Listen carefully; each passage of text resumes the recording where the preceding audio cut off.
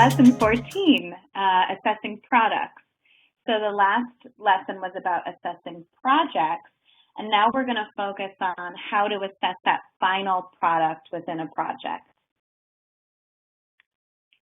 So you're going to think about how to determine specific products based on proficiency, so how to create them within a project, and then how to assess them. So we have to think about, before we think about even assessing it, we have to choose a product that is relevant to the students, is appropriate based on their proficiency level, has authenticity, and is an exemplar project within the principles of PBLL.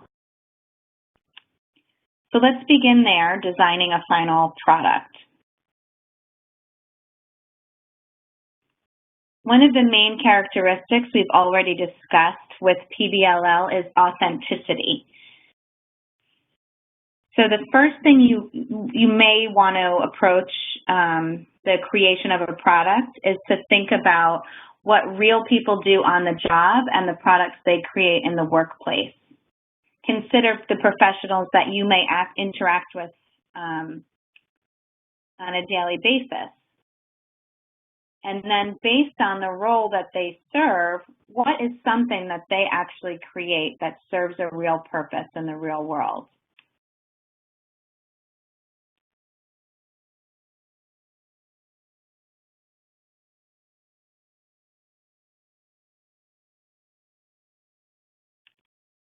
In addition to authenticity, you really need to consider the level of proficiency of your student. So many people get hung up with PBLL with novice learners and thinking they can't do PBLL with novice learner. You have to start by thinking about what they're able to do. So this is a tool that Liliana Lopez and I created, and we'll share this with you in the follow-up portion of this lesson. But thinking about, modifying from the ACTFL proficiency guidelines and the description of what that learner is able to do, thinking about what culminating products they would be able to create based on the performance that they're able to handle within their range. So for example, a novice mid learner, and that will most likely only apply to the first project. We know that students move very quickly from the novice low, novice mid to novice high once they acquire some language. So a novice mid can communicate minimally by using a number of isolated words and memorized phrases limited to a very particular context of the language that's being learned. They're not yet making that transfer. So they might make an infographic or an instructional video, write a letter, draw a map, create a schedule. And then as you move into a novice high, some of the same products may apply, but maybe they'll begin to create something like a timeline or a digital story, something more involved that has more language, like a recipe or a menu. And then intermediate low, we might even be moving on to something like a script.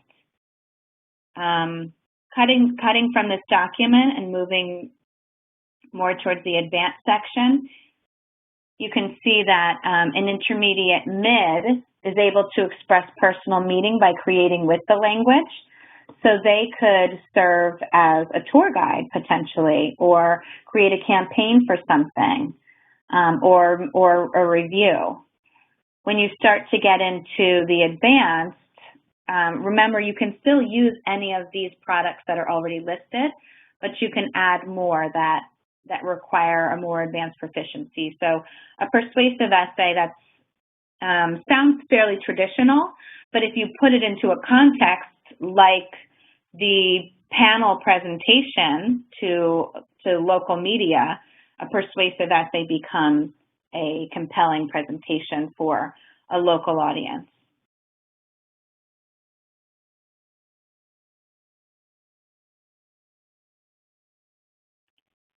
So we want to think about, authentic products, but then we want to begin with identifying the significant content that your students need to learn. And so this comes from the World Readiness Standards for Learning Language. It comes from the ACTFL standards, your state standards, You want to align it with proficiency levels and think about what your curriculum is. Then you're going to identify the proficiency or performance levels, again, making sure our products are authentic. So looking at again, the BIE project design rubric that Stephen shared the link with you, one of the essential project design elements is that we have key knowledge, understanding, and success skills within a project. So an effective PBL project will focus on teaching students important knowledge, understanding, and skills, including, and that's what makes PBLL even more compelling for students, is that they're also thinking about key success skills, not just content and not just language, but the skills they need embedded with those. I included a snapshot of the 21st Century Skills Map from ACTSPL, which is another great resource. It was created in partnership with P21 and ACTSPL. Also think about using can-do statements when creating a product. So if we're looking at Novice High, I can communicate and exchange information about familiar topics using phrases and simple sentences. You're not going to have students do extremely advanced topics in an unusual setting. They're in Novice High, so you want to think about very familiar settings, and you want to think about what they are able to speak confidently about. And so it's usually about themselves, about school, about their home. So connect the proficiency level with the product. Remember, the product in PBLL should be a public product, so students should be sharing their work with other people, both from within the school and out of the school, and they should be able to present what they're creating and defend it. The idea of a public product also means that it has an authentic use for an authentic audience. So they don't necessarily need to defend what they're doing in detail, but that they can actually give it to somebody who would actually use it. And what's important to remember is that the audience, the idea that the product is public, it doesn't just come in at the end. You want to think how you can build in an authentic audience throughout the project process. So are there local businesses that you can interact with? Are there community members, nonprofit organizations? And so think about how you can bring them in from the very beginning, from an entry event, use the public audience to help the students actually acquire the language, and then include them in the final presentation. And remember that the final product should be led to with a driving question. And the idea that the driving question is there to increase proficiency and engage with the target culture. So you want it to be understandable and inspiring to students.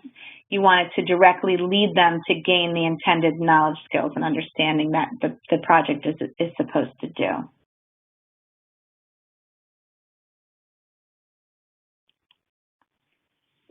So when thinking about your first PBL project,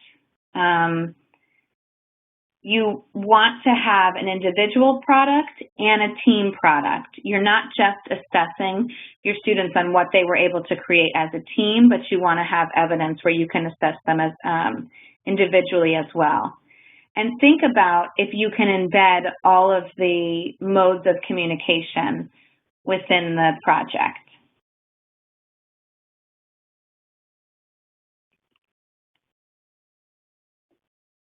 So here's an example that shows different voice and choice within the product. So it depends on your level of comfort as a PBLL teacher, what you want your students to do. So if this is your first project, you may want them in teams to all create the same product with the same focus.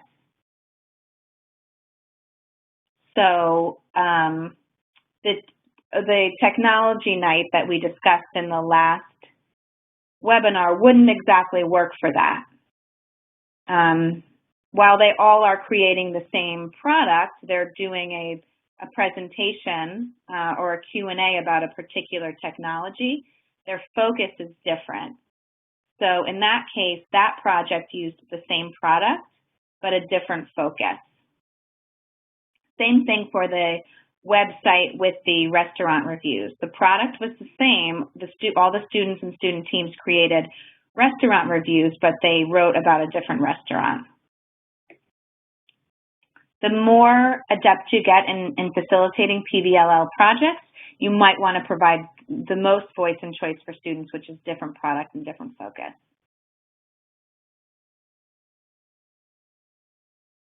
So now that you have some idea about how to identify possible products for projects and what characteristics they should have, let's talk about assessing a final product. It's different than assessment throughout the project process, but it is similar to the performance assessment benchmarks in that you want to use a rubric and you want to provide that rubric ahead of time. Now, you can't give a student a final product without first providing plenty of opportunities throughout the project process for them to self-evaluate, for them to revise, for them to get peer feedback and teacher feedback. This is a critical part of assessment of a final product. So they will receive by you a summative assessment or a final grade, if you will, but you can't do that without allowing them opportunities to self and peer critique and revise.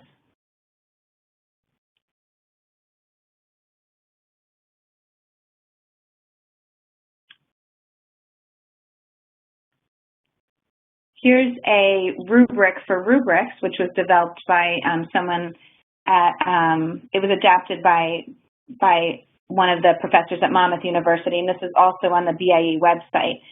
So when you're thinking about creating your rubric for the final product, remember that the criteria that you select, you want that to be derived from standards and appropriate for the product and task.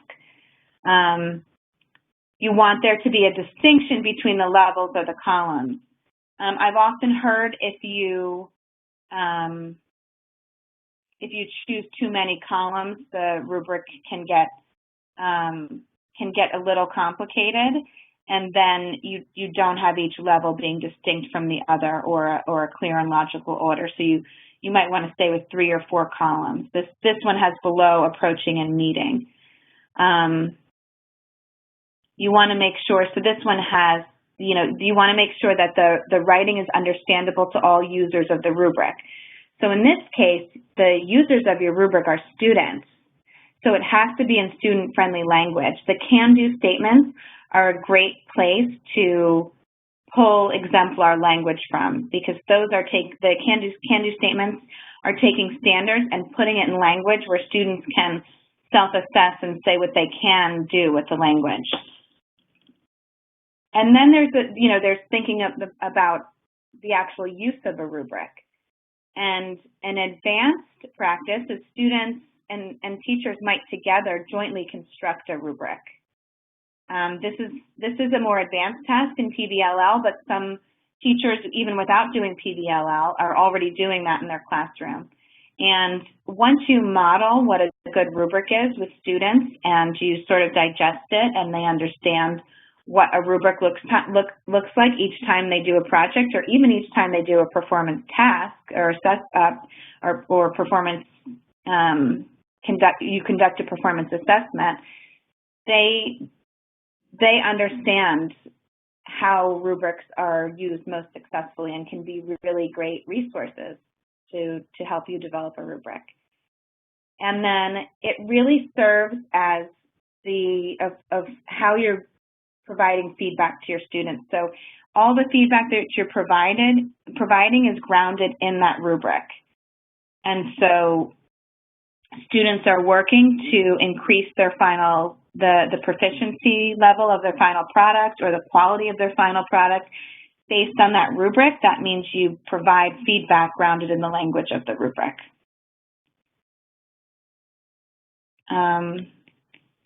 There was a couple of documents that were a little large to put in the PowerPoint, so I'm going to exit the slideshow and just show you those in Google Chrome for a second. But there's excellent places to go online for exemplar sample rubrics. So the Foreign Language Educators of New Jersey, I'm on the board of that organization, and they launched a wonderful project where they, it's part of a grant that they got, and there's proficiency rubrics. So here's here's a presentational rubric at the novice level.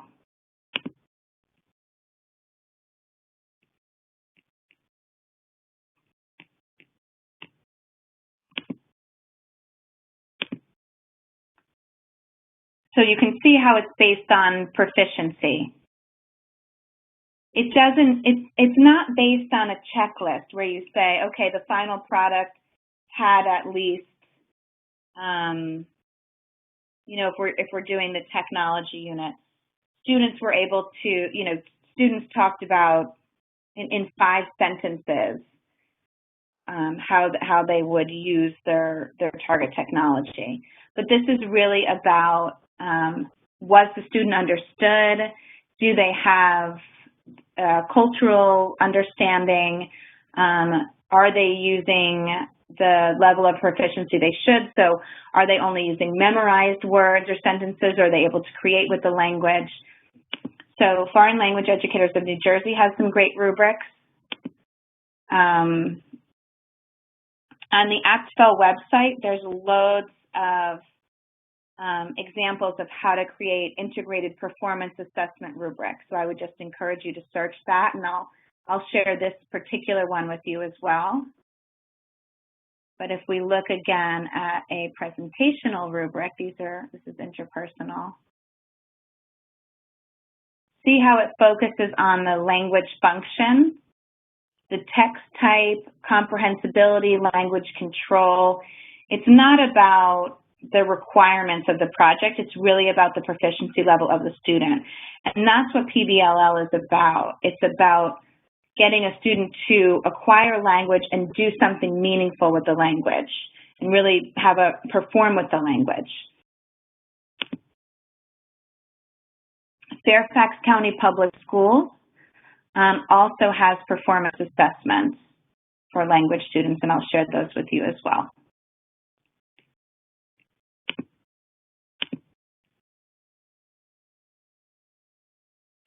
So once again, here's our information